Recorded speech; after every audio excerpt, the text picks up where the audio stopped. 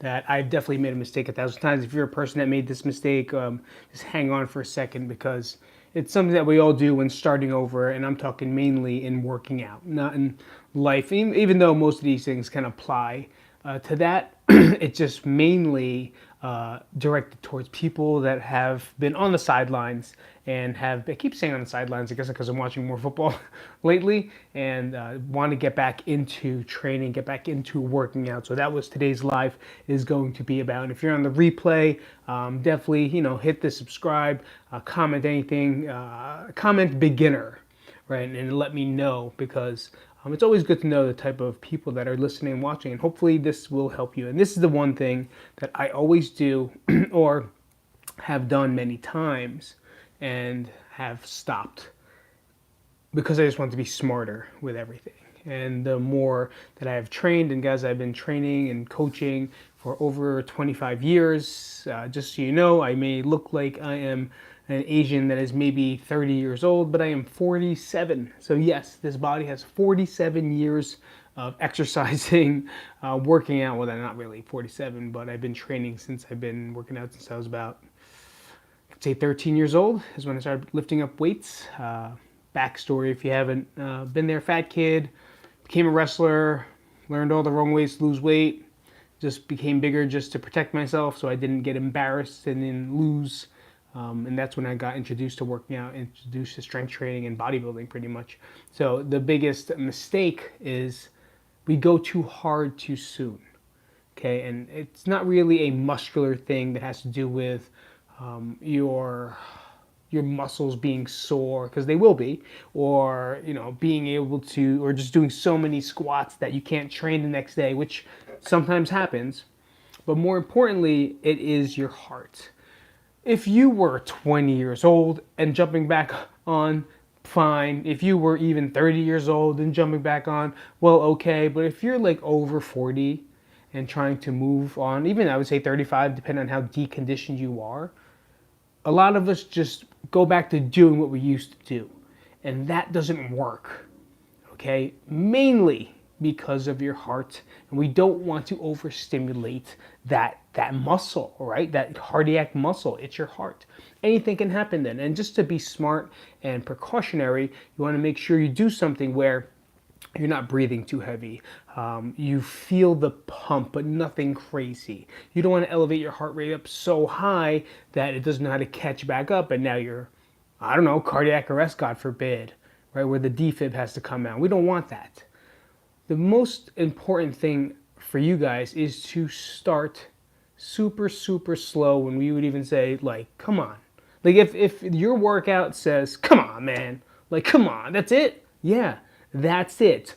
So, hey, thank you for the like. If you guys are enjoying this, make sure you type in the thumbs up or give me a little taparoo over there. But for the most part, it is just asking, are you a doctor? No, I'm not a doctor. What do you think, I'm smart? Hell no, I'm not a doctor. Not even close. I've been training people for 25 years and over, so I do have a lot of experience there. I've had people, what's up, Morgan? What's up, Toxic? Wow, I've never seen you guys before. But anyway, I want to make sure that you guys don't go too hard too fast. And, in the bedroom, you don't want to go too hard. Hey, what's up now? You get it? You don't want to do that either. So kind of treat it like that. You don't want to go so far into it that you do affect your heart rate too much.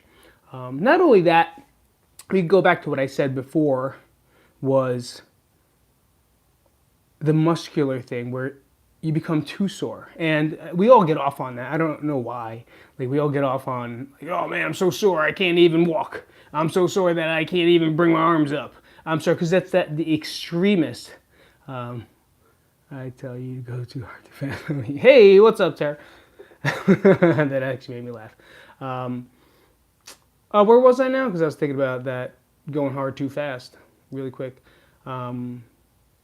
We go into this extremist level of like, this is